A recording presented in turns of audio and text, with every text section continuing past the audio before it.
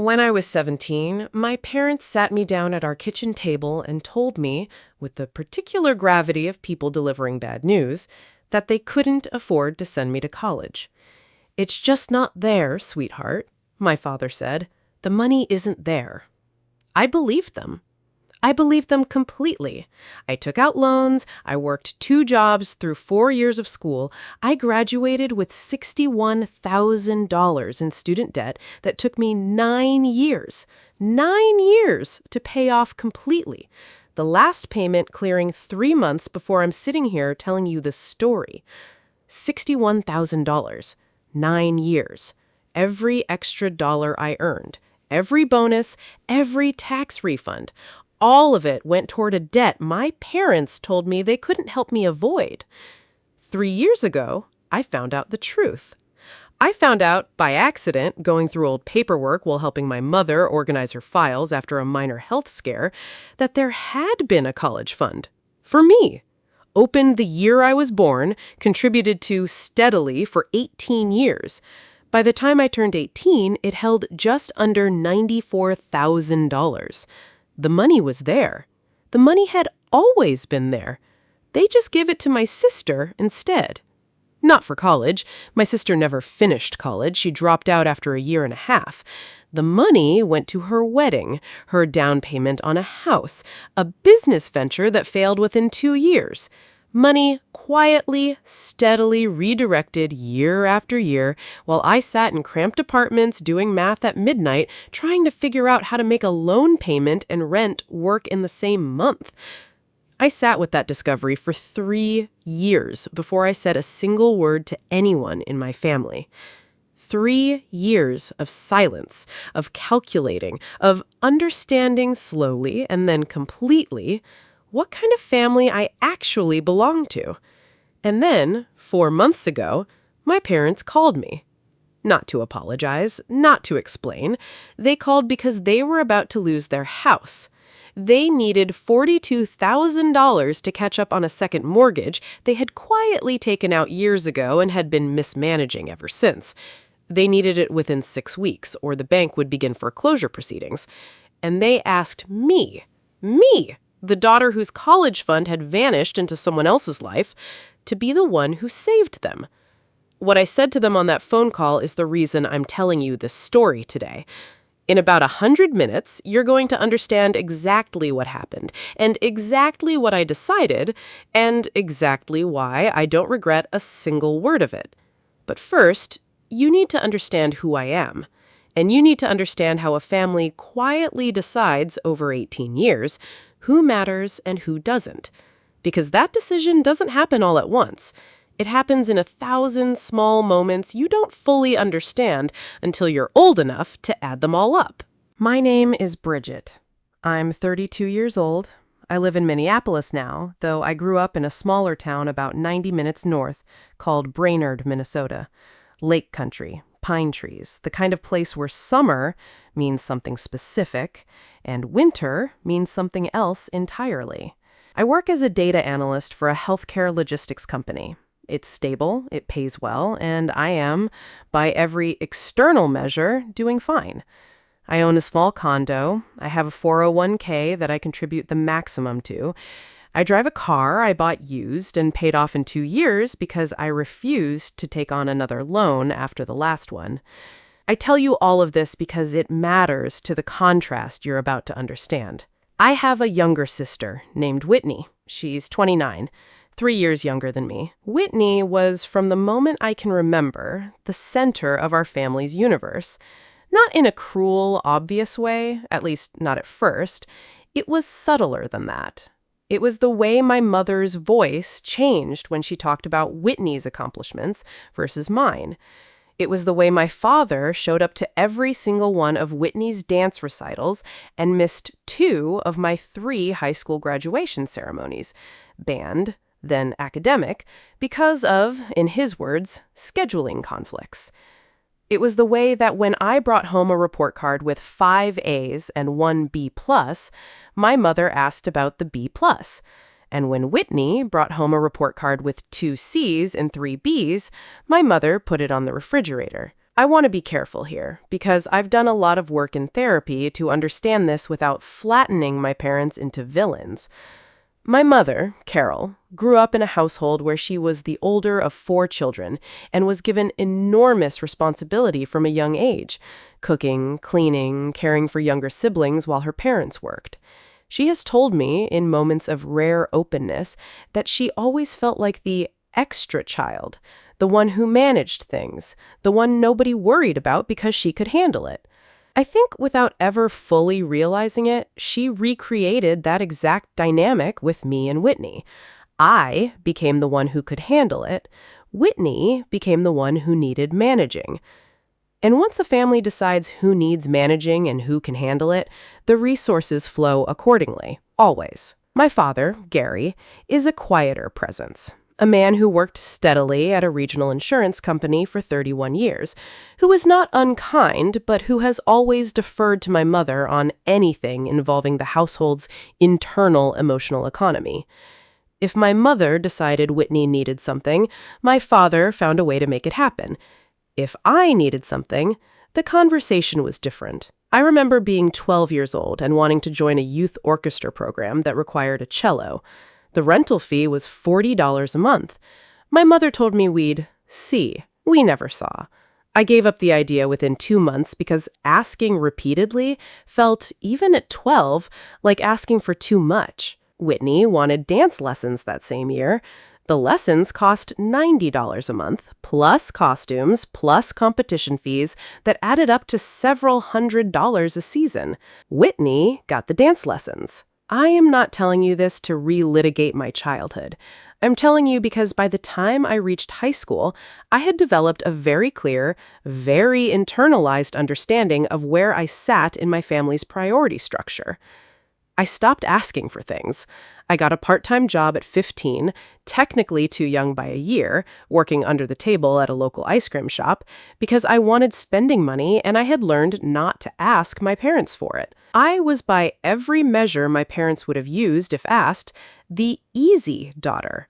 I made good grades, I didn't get in trouble, I worked, I saved, I didn't need things. And in my family, not needing things meant not getting things. Even things, it turned out, that had technically already been set aside for me. I was 17, a junior in high school, sitting at our kitchen table on a Tuesday evening in October when my parents told me they wanted to talk about college. I remember the lighting. The kitchen had this yellow overhead light that made everything look slightly warmer than it actually was. My mother had made tea, which she only did for serious conversations. My father had his hands folded on the table in the way he did when he had rehearsed something. "We need to talk about money," my mother started, "about college. We've been looking at the numbers, and, Bridget, it's just not there. The money isn't there." "What do you mean it's not there?" "College is expensive," my father said. "Tuition, room and board, books. We did the math, and we don't have what it would take to help you the way we'd want to." I remember feeling something complicated. Not just disappointment, something more specific. A confirmation, almost. A piece of information that fit cleanly into a pattern I had been quietly tracking my whole life without putting words to it. "Okay, so what do I do?" "You'll need to take out loans," my mother said. "Lots of kids do it. You're smart. You'll get scholarships too, I'm sure. It'll work out." "Could you co-sign something to get a better rate?" A pause. My parents exchanged a look I didn't fully understand at the time. "We'll see," my father said. We never saw. I applied for federal loans on my own. I researched scholarships independently, staying up late, filling out applications, writing essays about resilience and work ethic that, in retrospect, I had developed specifically because of the family I was writing to escape. I got 2 small scholarships, $3,000 total spread across 4 years, which covered approximately 1 semester of books. I got into a state university, not my first choice, which had been a smaller, private school with a strong program in exactly what I wanted to study, but a school I could afford to attend if I borrowed aggressively and worked through every semester. I worked 2 jobs during college, a campus job in the library, 12 hours a week, and weekend shifts at a restaurant that paid better but left me exhausted for Monday classes. I rarely went out. I rarely bought anything that wasn't strictly necessary. I ate a lot of pasta and a lot of peanut butter sandwiches. I graduated with $61,000 in student loan debt. Whitney, meanwhile, started college the year after I graduated. She lasted a year and a half. She dropped out, not because of money, as far as I understood at the time, but because, in her words, college just wasn't for her. My parents supported this decision without apparent hesitation. There was no kitchen table conversation about money being tight, no discussion of loans, no suggestion that she needed to figure out a path forward on her own. She moved back home. She worked part-time at a clothing store. My parents covered her car payment, her phone bill, and a significant portion of her living expenses for the better part of 3 years, while she, in her own description, figured things out. I was during this same period working a full-time job and a part-time weekend job, living in a studio apartment I could barely afford, making loan payments that consumed nearly a third of my income. I noticed the disparity. Of course I noticed. But I had spent my entire childhood learning not to ask, not to compare, not to point at the unfairness directly. So I noticed quietly. I logged it internally, the way I log everything, and I kept moving forward. I want to ask you something right now. Have you ever noticed something deeply unfair in your family and decided consciously not to say anything? Not because you didn't see it, because you'd learned somewhere along the way that saying it out loud cost more than staying quiet. Drop it in the comments. I think more of us have done this than we're willing to admit. I want to take you through a few more years, because the pattern matters. It's not one decision, it's a sustained, repeated set of choices, each individually defensible, that adds up to something much larger. When I was 25, Whitney got engaged to a man named Trevor. The wedding planning began almost immediately, and it became, for about 14 months, the primary organizing principle of my parents' lives. My mother contributed, I learned later, much later the actual figures, $22,000 toward Whitney's wedding. A venue with a view of one of the lakes, a band, not a gage, a custom dress from a boutique in the Twin Cities, a honeymoon to Hawaii that my parents covered as a wedding gift. I was a bridesmaid. I paid for my own dress, $420 plus alterations, my own hotel room for the wedding weekend, and contributed to a group gift for the couple along with the other bridesmaids. Nobody offered to help me with any of those costs. I didn't ask. 2 years later, Whitney and Trevor wanted to buy a house. My parents contributed $18,000 toward the down payment, described in family conversations as helping the kids get started. I had at that point been renting for 6 years. I had asked my parents once, casually, almost as a joke, whether they might be able to help me with a down payment someday. My mother had laughed, not unkindly, just reflexively, and said, "Oh, you don't need help, Bridget. You've always been so good with money." You've always been so good with money. I have turned that sentence over so many times in the years since, because at the time, it felt almost like a compliment. It felt like recognition of a strength. It took me a long time to understand it as something else entirely. An excuse. A justification offered without any apparent self-awareness for why I would not be receiving the same support my sister received. My competence was being used against me. My self-sufficiency was being treated as evidence that I didn't need what was being freely given elsewhere. A year after the house, Whitney decided to start a small business, a home decor and gift boutique, an idea she'd had for a while and which my parents enthusiastically backed. They contributed an initial $14,000 toward inventory, a small storefront lease, and marketing materials. The business lasted just under 2 years before closing. I remember a family dinner during that period where my mother mentioned with visible pride how supportive she and my father had been of Whitney's entrepreneurial spirit. I remember nodding along, eating my dinner, saying nothing, while doing math in my head about my own loan balance, which at that point still sat above $40,000. I want to be very precise about something here, because it matters to the rest of the story. I am not against parents helping their children. I think it's a beautiful thing when families can support each other financially. Weddings, houses, ventures, education. That support, when given freely and equitably, is one of the genuine privileges of having resources and choosing to share them. What troubled me, what I was quietly, methodically logging during all of these years, was not that Whitney received help. It was that I didn't.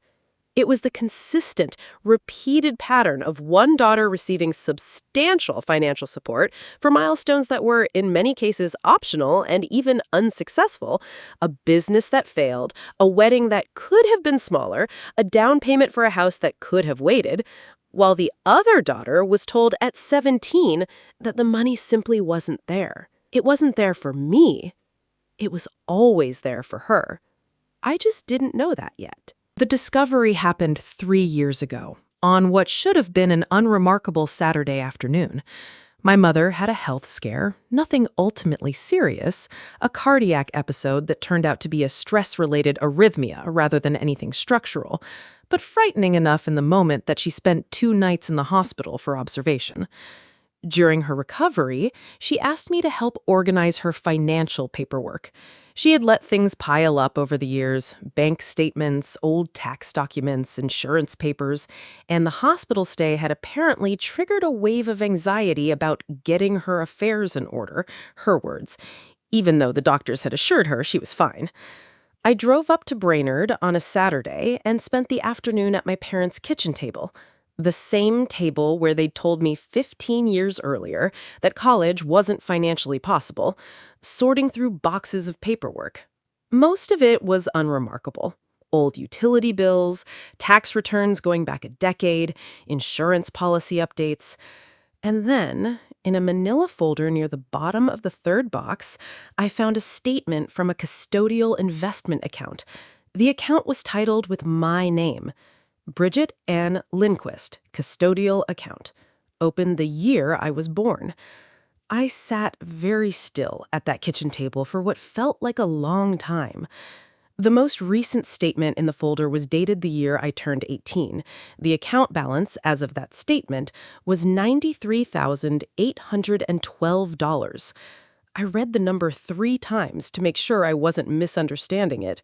I was not misunderstanding it. There had been a college fund for me, opened at my birth, contributed to steadily. I could see the contribution pattern in the older statements further back in the folder, regular deposits, sometimes monthly, sometimes quarterly, growing alongside market returns over 18 years.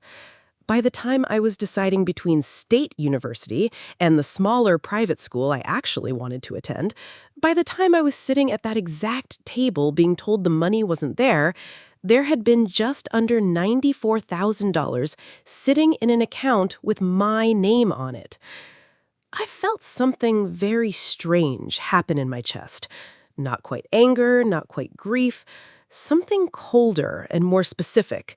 The sensation of an entire narrative of your life.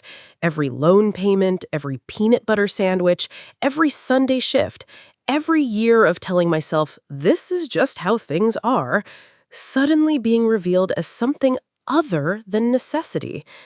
It had been a choice. I kept looking through this folder. I found the next document, a transfer authorization, dated about 4 months after my 18th birthday, 6 weeks before I left for my freshman year of college. It authorized the full account balance, by then grown slightly to $95,200, into a different account, a joint account, held by my parents and Whitney. Whitney would have been 15 at the time. The account, I would later understand, functioned as a kind of family savings vehicle that my parents drew from over the following years, for Whitney's clothing, for activities, eventually for her wedding, her down payment, her business. My college fund. Transferred to my sister's account 6 weeks before I left for a college I could barely afford, $61,000 in debt I would spend 9 years paying off. My mother was upstairs, resting, recovering from her hospital stay, completely unaware of what I had just found at her kitchen table. I closed the folder. I sat there for a long time, and then I made a decision that surprised me, even as I made it. I did not confront her. Not that day, not that week, not for 3 years.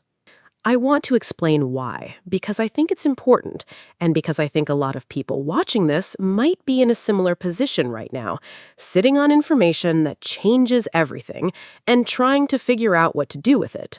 I am, by training and by temperament, someone who does not act on information until I have understood it fully. This is, in many ways, the exact quality my family had been quietly exploiting for years. My caution, my patience, my tendency to absorb rather than react. But in this case, it served a different purpose. I needed to understand what I actually had. I made copies of everything in that folder before I left my parents' house that day. Every statement, the transfer authorization, all of it, photographed carefully on my phone and later organized into a folder on my laptop. I did this without telling anyone, working quickly and quietly while my mother rested upstairs. I drove back to Minneapolis that evening and didn't sleep much.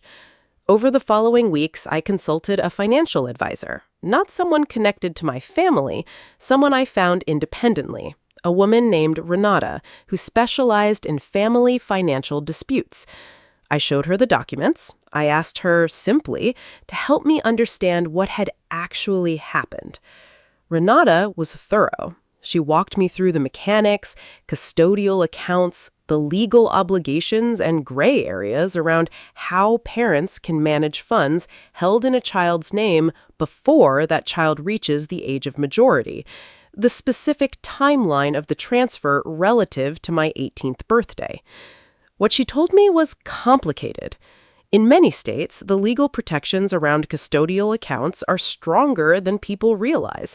The funds are technically the property of the minor beneficiary, held in trust, with specific obligations on the custodian to manage them for the beneficiary's benefit. In other circumstances, particularly with certain account structures, parents retain more discretion than people assume. The timing of my account, the transfer happening just after I turned 18, structured as a family asset reallocation rather than an outright theft, put it in a legally ambiguous space. Renata was honest with me. Pursuing this as a strict legal matter this many years later would be difficult, expensive, and emotionally costly, with an uncertain outcome. She said, "This isn't really a legal question for you, it's a relational one. The money is gone. What you're really deciding is what you want to do with the truth." I sat with that for a long time. I thought about confronting my parents immediately. I drafted in my head a dozen different versions of that conversation, some angry, some clinical, some that opened with questions, hoping for an explanation that might somehow make sense of what I'd found. But every version led to the same place. My mother explaining, my father deferring to her explanation, and both of them eventually landing on some version of, "We were trying to help the family as a whole," or "We didn't think you'd need it the way Whitney did." Variations on the same sentence I'd already absorbed my entire life. "You've always been so good with money." I realized that confronting them immediately would give them the chance to manage the narrative, to soften it, to explain it into something more palatable before I had fully processed what it actually meant. So I decided to wait. Not to forgive, not to forget, to understand. I spent the following months and eventually years doing something I think of as quiet documentation. I requested additional records where I could. I had several careful, casual conversations with Whitney over time, never revealing what I knew, simply listening more closely than I had before to how she talked about money, about our parents' support, about her own understanding of her financial history. What I learned, slowly, was unsettling in a different way. Whitney didn't know either. She had never been told there had been a college fund in my name that became the foundation of the joint account our parents drew from for her wedding, her house, her business. As far as she understood, our parents had simply always been generous with her, and simply, separately, had not had the resources to be equally generous with me.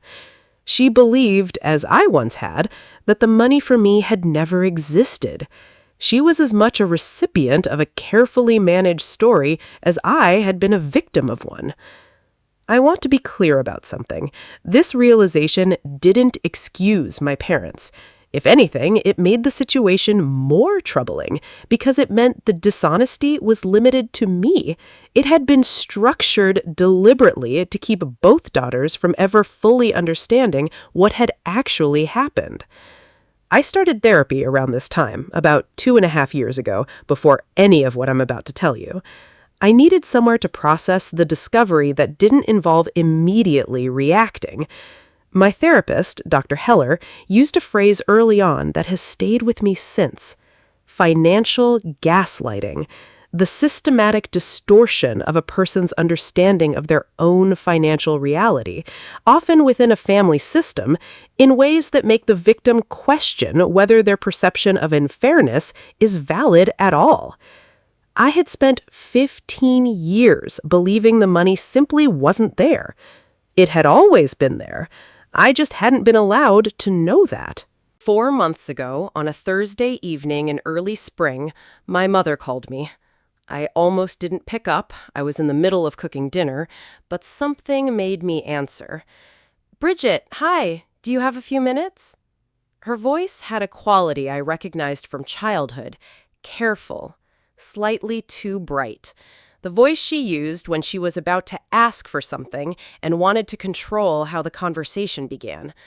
"Sure, what's up?" "It's about the house. Your father and we're in a difficult situation." She explained, in pieces, over the following several minutes, what had happened. Several years earlier, around the same time as Whitney's business venture, I would later calculate, my parents had taken out a second mortgage on their house. The funds had gone, in part, toward covering some of Whitney's business losses, toward some general expenses, and toward a home renovation project that had run significantly over budget. The second mortgage payments had been manageable for a while, but a combination of rising interest rates, my father's reduced hours after a workplace restructuring 2 years earlier, and what my mother described vaguely as some setbacks had left them behind, significantly behind. "We're 6 weeks from foreclosure proceedings starting," my mother said. "If we don't catch up the past due balance, we could lose the house." "How much is the past due balance?" A pause. $42,000. I stood very still in my kitchen, the dinner I'd been cooking forgotten on the stove. "We've looked at every option," my mother continued. "We can't refinance, the rates are terrible right now, and our credit isn't where it needs to be after some of the late payments. We can't sell, not in this market, not without losing everything we've put into the house. We just need to get current. $42,000 and we're fine again." There was a silence on the line. I knew what was coming. I think in some part of me I had known it was coming for a long time. Not this specific crisis, but something like it. A moment where the family's pattern would finally circle back around to me, asking me to be the solution to a problem I had not created. "Bridget," my mother said, her voice softening into something that 15 years ago would have moved me immediately. "You've always been so responsible, so good with money. We hoped, that you might be able to help us. A loan, even. We'd pay it back. We just need someone we can count on right now. Someone we can count on." I stood in my kitchen, the stove still on, under a pan of something that was now slightly burning, and I felt every single piece of the last 3 years arrange itself into perfect, undeniable clarity. I want to pause here. Because what I said next, what I decided in that exact moment, standing in my kitchen with a burning dinner and my mother's voice in my ear, is the entire reason I'm telling you this story. But before I tell you, I need a moment.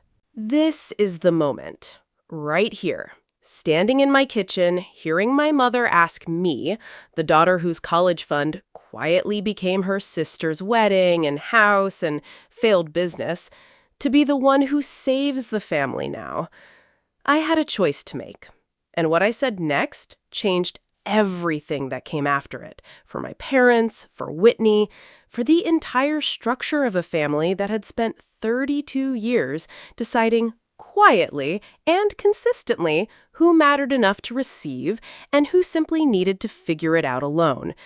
But before I tell you what I said, I need to ask something of you. If this story is touching something real, if you've ever been the responsible one, the reliable one, the one who gets called when something is needed and overlooked when something is owed, hit subscribe right now before you do anything else. I make stories like this every single week about families, about money, about the quiet, devastating math of who gets help and who gets told there isn't any. Subscribe. And then come back, because what I said to my mother and everything that happened after is something I think you need to hear all the way through. I turned off the burner. I took a breath, and then I said, very calmly, in a voice I recognized as the same one I use at work when I'm explaining a finding to a client who doesn't want to hear it, "Mom, I need to tell you something, and I need you to listen to all of it before you say anything." "Okay," she said, a note of uncertainty entering her voice for the first time. "3 years ago, I found a folder at your kitchen table. It had statements from a custodial account that was opened in my name the year I was born. By the time I turned 18, it had grown to just under $95,000. Silence. I also found the transfer authorization, dated about 6 weeks before I left for college, moving that money into a joint account that you and Dad held with Whitney." The silence on the line had a quality I had never heard from my mother before. Not the careful silence of someone composing a response. Something closer to genuine shock. The sound of someone realizing in real time that a story they had carefully maintained for years had just collapsed. "Bridget, I'm not finished," I said, still calm, still steady. "I have copies of everything. Every statement, the transfer document. I've had them for 3 years. I didn't say anything because I needed to understand what I actually had before I decided what to do with it." "Bridget, we weren't trying to." "You told me at that kitchen table that the money wasn't there. It was there. It had always been there. You just decided it belonged to someone else." My mother was crying now. I could hear it, the particular catch in her breathing that meant she had stopped trying to manage her response and was simply reacting. "We thought Whitney needed more support. She's always needed more. You were always so capable, so independent. You thought I could handle $61,000 of debt because I was good at handling things? I paid that off 3 months ago. 9 years. Every extra dollar I earned for 9 years went toward a debt that didn't need to exist." I let that sit for a moment. "And now you're calling to ask if I can help with the house, with $42,000 using almost exactly the same language you used to take $95,000 away from me 15 years ago. You're so responsible. You're so good with money. We can count on you." "Bridget, please, I need you to understand something," I said. "I'm not calling you to yell at me. I'm not hanging up on you. I'm telling you this because I think it's important that you understand fully and clearly that I know. I've known for 3 years, and I need that to be part of this conversation before we talk about anything else." My mother was openly crying at this point. I could hear my father's voice faintly in the background, asking what was happening, and my mother's muffled response telling him to wait. "What do you want?" she finally asked, her voice small. It was, I think, the most honest question she had asked me in years. "Right now," I said, "I want you to sit with what I just told you. I'm not going to make a decision about the house tonight. I need time. I need to think about what I'm willing to do and what I'm not willing to do, and what I need from this family before I make any of those decisions." "Okay," she said. "Okay, I'll call you in a week." I hung up. I stood in my kitchen for a long time, the burnt dinner still in the pan, my hands steady in a way that surprised me. I had expected to feel shaky after that conversation. I had rehearsed angrier versions of it in my head for 3 years. Instead, I felt something closer to relief. The truth was finally in the room. Whatever happened next would happen with both of us knowing exactly what had occurred. That mattered to me more than I expected it to. I spent the following week doing what I do best, gathering information and thinking clearly before acting. I met with Renata, my financial advisor, again. I laid out the new situation, the foreclosure risk, the $42,000 request, the timeline. "You don't owe them this," she said directly. "I want to say that clearly, because I think it's important you hear it from someone who isn't inside the family dynamic. What happened with your college fund was significant financial harm. You are under no obligation, moral, legal, or otherwise, to now rescue them from an unrelated financial crisis." "I know," I said. "I'm not calling because I feel obligated.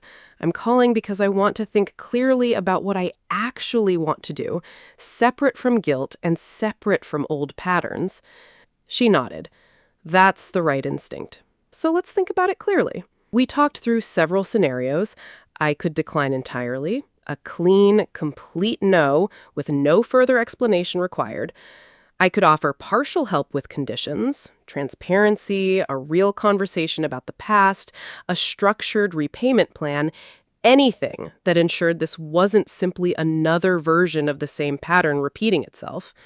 I could offer to help them find other resources, programs, refinancing options, family mediation, without putting my own money at risk. I also talked to Dr. Heller that week.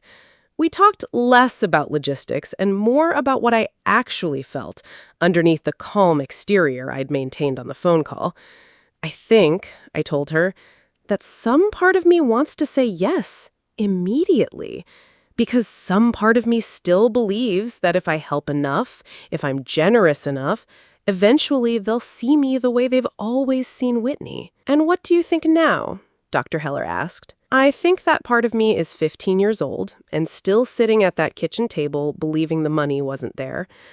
I think the actual adult version of me knows that helping them now, without any real accountability, would just be writing another check into a pattern that's never going to change unless something forces it to."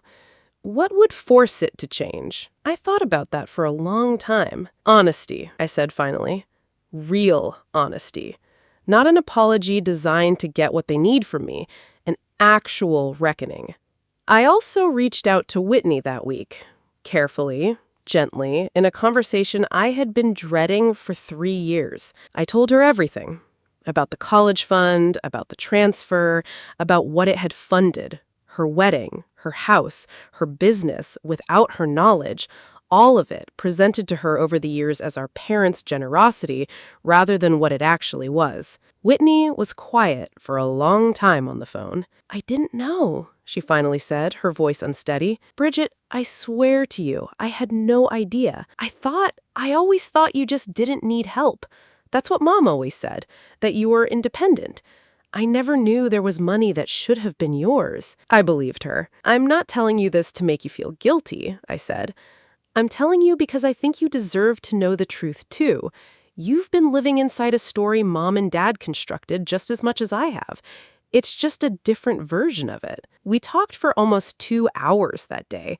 It was, in many ways, the most honest conversation Whitney and I had ever had. She cried. I cried, eventually, too, which surprised me.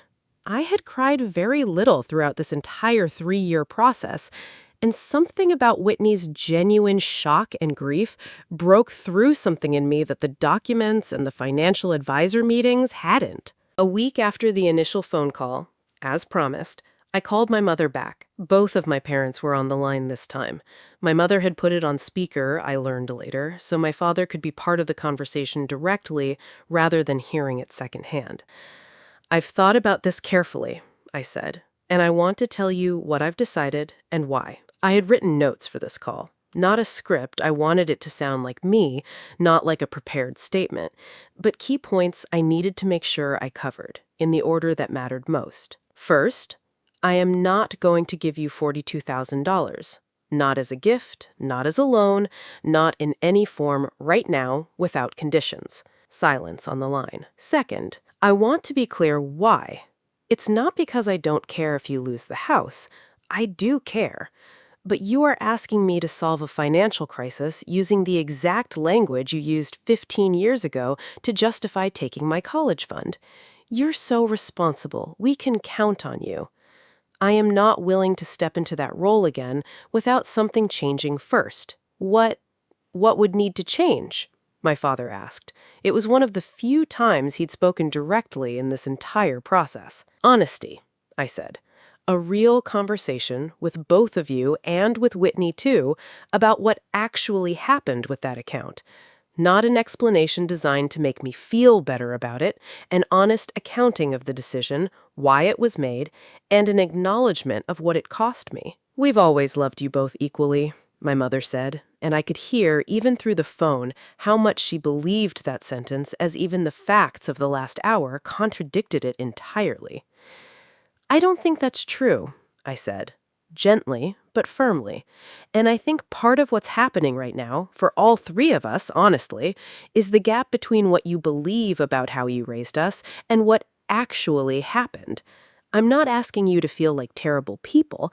I'm asking you to be honest about the actual decisions you made, year after year, that consistently moved resources in one direction." I let that sit. "Here's what I'm willing to do," I continued. "I'm willing to have a real conversation, all four of us, in person, where we talk honestly about the college fund, about the pattern of support over the years, about what it's cost me and what it's meant for Whitney, too, who didn't know any of this either. If we can have that conversation, a real one, not a managed one, I'm willing to consider what kind of help I can offer with the house. Not the full amount, something structured, with terms, like any other financial arrangement would have, but something. And if we don't have that conversation," my mother asked, her voice small, "then I wish you the best in figuring out the house situation through other means, because I'm not available to fund a crisis while the underlying pattern that created my own financial hardship goes unexamined." There was a long silence. "Okay," my father said finally. "Okay, we can do that." We scheduled the conversation for the following weekend. I drove up to Brainerd on a Saturday in late spring. Whitney drove in from the Twin Cities, where she and Trevor had been living since the house purchase. We met at my parents' house. The same kitchen, the same table, the same yellow overhead light that I had once thought made everything look warmer than it actually was. It was, without question, one of the hardest conversations of my life. I'm not going to give you every detail, because much of what was said belongs to my family and not to a story I'm telling publicly, but I want to give you the shape of it, because I think the shape matters. My mother cried for most of the first 30 minutes. Not performative tears, genuine grief, I believe, at confronting a version of her own parenting that she had never allowed herself to fully see. She talked about her own childhood, about feeling like the extra child in her own family, about how she had genuinely believed for years that treating me as capable and Whitney needing more support was simply responding accurately to who we each were. "I never thought of it as unfair," she said. "I thought I was just being realistic about what each of you needed." "But you weren't being realistic," I said. "You were making a choice, and the choice consistently favored one daughter over the other in ways that had real financial consequences. $95,000 of consequences, in my case." She didn't have a response to that. There wasn't one, really. The math simply didn't allow for a comfortable conclusion. My father spoke more than I had ever heard him speak in a single conversation. He talked about feeling throughout our childhoods like he deferred too much to my mother's instincts about our needs, and about realizing, sitting at that table, that deference had real costs that he had never examined. I should have asked more questions, he said, about the account, about why we were moving that money. I trusted that your mother had thought it through. Whitney, for her part, said something that I think mattered more than anything else in that conversation. I need you both to understand, she said, looking at our parents, that I didn't know either. I've spent my whole adult life thinking you were just generous with me because that's who you are. I never knew it came from somewhere specific, from Bridget specifically. And I need you to know that if I had known, I would have said something. I would have pushed back. I believed her completely. That doesn't undo what happened, I said, but I appreciate you saying it. We talked for almost 3 hours about the college fund specifically, the actual decision-making process, which my mother described, haltingly, as having happened gradually rather than as a single dramatic choice, a series of small decisions, each one individually justified. Whitney needs this now, Bridget can handle waiting, we'll make it up to her later. That compounded over years into something neither parent had fully reckoned with until I laid the documents on the table. We also talked about the broader pattern, the dance lessons versus the cello, the wedding versus the bridesmaid dress I paid for myself, the down payment versus the casual dismissal of my own request for help with a down payment of my own. My mother apologized, repeatedly, and I believe genuinely, though I want to be honest that one conversation does not undo 18 years of pattern, and I told her that directly. I appreciate the apology, I said, but I need you to understand that this isn't a single moment that gets resolved today. This is something I'll be working through for a long time. I need this conversation to be the beginning of something different, not the end of the topic. She agreed. By the end of the 3 hours, we had reached something, not full resolution, but a genuine, honest accounting that hadn't existed before. The kind of conversation that I think every family in a pattern like this needs to have and almost never does, because it requires someone to bring documentation and patience and the willingness to sit through genuine discomfort without flinching away from it. In the weeks following that conversation, several things happened.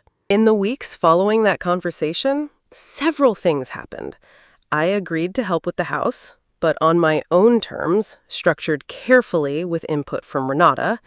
I provided $15,000 as a loan, not a gift, with a formal repayment agreement, interest-free but documented, with clear terms.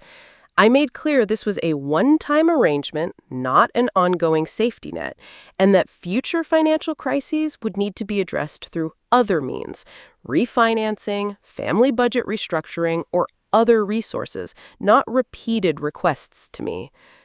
My parents also pursued, with my encouragement, an emergency mortgage assistance program through their state, which covered an additional portion of the past due balance.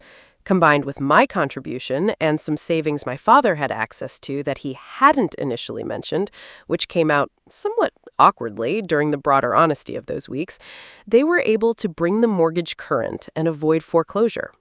The house was saved.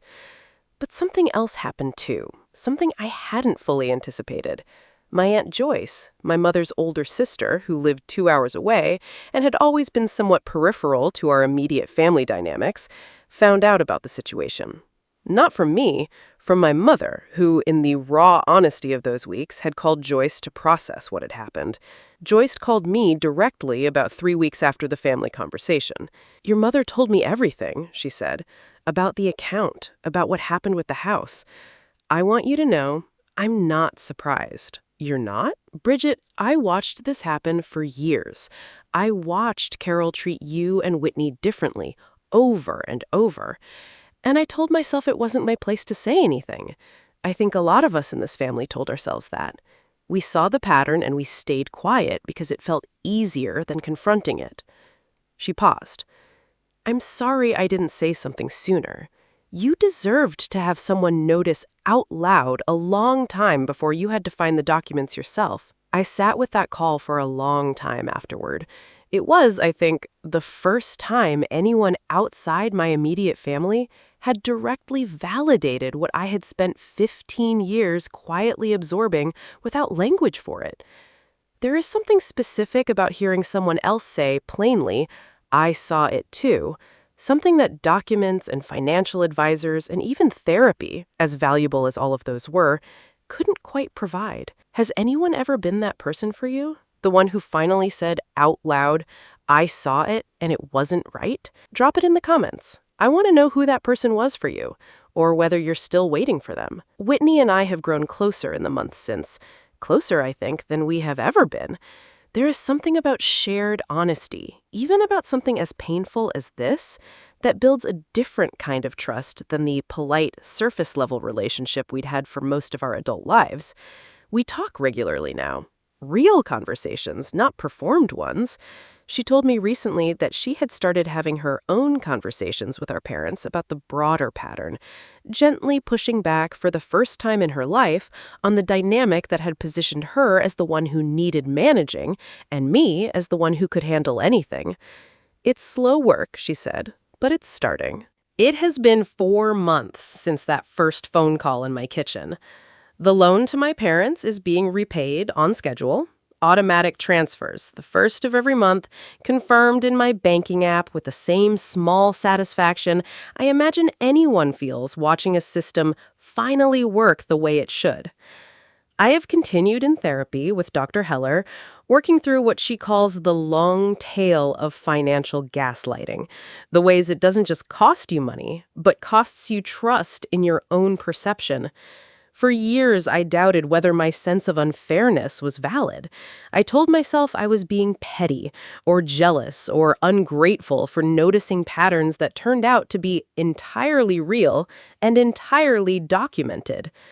The hardest part of this kind of harm, Dr. Heller told me recently, isn't usually the money itself. It's relearning to trust your own read on a situation after years of being told, implicitly or explicitly, that your perception was wrong. I am relearning that. I am 32 years old, and I am, for what feels like the first time in my adult life, fully confident that what I experienced was real, was unfair, and was not something I needed to apologize for noticing. My relationship with my parents is different now. Not perfect. I don't think it will ever be the relationship I might have had if none of this had happened, but it's honest in a way it wasn't before. My mother calls more regularly, and the calls have a different quality, less performance, more genuine curiosity about my actual life. She asked me last month, unprompted, whether I had ever wanted to study something specific in college, whether there had been a version of my education I would have chosen if money hadn't been a constraint. I told her about the smaller private school, the program I had wanted, the path I might have taken. She was quiet for a long moment. "I'm sorry you didn't get to choose that," she said. It was a small thing, an ordinary sentence in the scope of everything that had happened, but it was the first time in 32 years that my mother had directly acknowledged a specific, concrete cost of what had happened, not in the abstract, but in the particular textured detail of an actual choice I didn't get to make. I cried a little after that call, not from grief exactly, from something closer to relief. I want to say something to you directly before we close. If you have spent years being told in ways big or small, explicit or implicit, that you are the responsible one, and if that label has somehow always meant less support, less help, less of the safety net extended freely to someone else in your life, I want you to hear this clearly. Being capable is not the same as not needing help. Being good with money is not a reason to be denied the same support someone less careful receives. Your competence is not a debt you owe the people who benefit from it. You are allowed to need things. You are allowed to ask for things. And if you discover as I did, sitting at a kitchen table with a folder of old paperwork, that the resources were always there, just directed somewhere else, you are allowed to feel exactly what I felt. Not pettiness, not jealousy, clarity. Maybe you're living a version of this story. Maybe you haven't found the documents yet. Maybe you don't have a folder with statements and transfer authorizations. But maybe you have a feeling, a long-standing, hard-to-articulate sense that the math in your family has never quite added up, that the resources have always flowed somewhere else, that your competence has somehow always been used as the reason you needed less. I want you to trust that feeling. You don't have to wait 15 years to name it. You don't have to find the exact paperwork to know that something in the pattern was unfair. You're allowed to notice. You're allowed to ask questions. You're allowed to expect honesty, even when honesty is uncomfortable for the people who benefit from your silence. Before I go, I want to ask you something. If you had found that folder, sitting at your own family's kitchen table, discovering that the help you needed had always existed but had quietly gone to someone else, what would you have done? Would you have confronted them immediately? Or would you have waited the way I did to understand fully before acting? And when they called, years later needing your help with something else entirely, would you have said yes, pay, or boundary? Drop your answer in the comments. I read every single one, and I think the answers say something important about how each of us has learned to navigate exactly this kind of unfairness in our own families. If this story meant something to you, if it named something you've been carrying without words for it, hit the like button, share it with someone who needs to hear it, and subscribe, because I do this every week. Stories about families, about money, about the long, quiet cost of being the one everyone assumes can handle anything. There's another story in the description I think you'll need just as much as this one. I'll see you in the next one.